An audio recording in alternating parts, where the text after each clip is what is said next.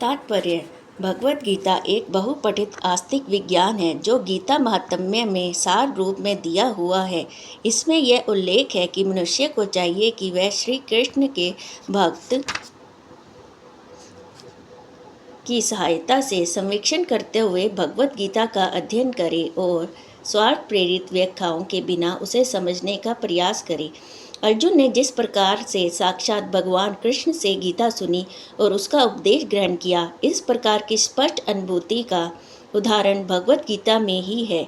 यदि उसी गुरु परंपरा से निजी स्वार्थ से प्रेरित हुए बिना किसी को भगवद गीता समझने का सौभाग्य प्राप्त हो, तो उसे वह समस्त वैदिक ज्ञान तथा विश्व के समस्त शास्त्रों के अध्ययन को पीछे छोड़ देता है। पाठक को भगवद गीता में न केवल अन्य शास्त्रों की सारी बातें मिलेंगी, अपितु ऐसी बातें भी मिलेंगी जो अन्यत्र कहीं उपलब्ध नहीं है। यह गीता का विशिष्ट मानदंड है। स्वयं भगवान श्री कृष्ण द्वारा साक्षात उच्चारित होने के कारण यह पूर्ण आस्तिक विज्ञान है। महाभारत में वर्णित धृतराष्ट्र तथा संजय की वार्ताएं इस महान दर्शन के मूल सिद्धांत का कार्य करती हैं।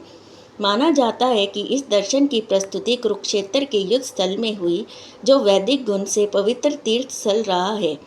इसका प्रवचन भगवान द्वारा मानव जाति के पथ प्रदर्शन हेतु तब किया गया जब वे इस लोक में स्वयं उपस्थित थे।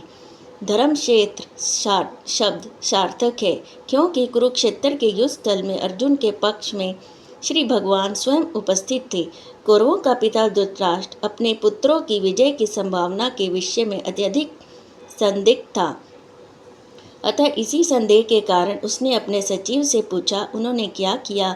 वह आश्वस्त था कि उसके पुत्र तथा उसके छोटे भाई पांडु के पुत्र कुरुक्षेत्र की युद्ध भूमि में निर्णयात्मक संग्राम के लिए एकत्र हुए हैं। फिर भी उसकी जिज्ञासा सार्थक है।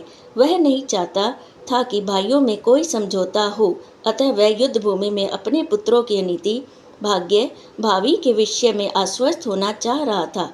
चूंकि इस युद्ध को कुरुक्षेत्र में लड़ा जाना था, जिसका उल्लेख वेदों में स्वर्ग के निवासियों के लिए भी तीर्थ स्थल के रूप में हुआ है, अतः धृतराष्ट्र अत्यंत भयभीत था कि इस पवित्र स्थल का युद्ध के परिणाम पर ना जाने कैसा प्रभाव पड़े। उसे भली भांति याद था कि इसका प्रभाव अर्जुन तथा पांडु के अन्य पुत्रों पर अत्यंत अनुकूल पड़ेगा, क्योंकि स्वभाव से वे भी पुण्यात्मा थे। संजय श्री व्यास का शिष्य था, अतः उनकी कृपा से संजय धृतराष्ट्र के कक्ष में बैठे बैठे कुरुक्षेत्र के युद्ध स्थल का दर्शन कर सकता था। इसीलिए धृतराष्ट्र ने उसे युद्ध स्थल की स्थिति के विषय में पूछा। पांडव तथा धृतराष्ट्र के पुत्र दोनों ही एक वंश से संबंधित हैं, किंतु यहाँ पर धृतराष्ट्र के वाक्य से उनके मनोभाव प्रकट होते हैं।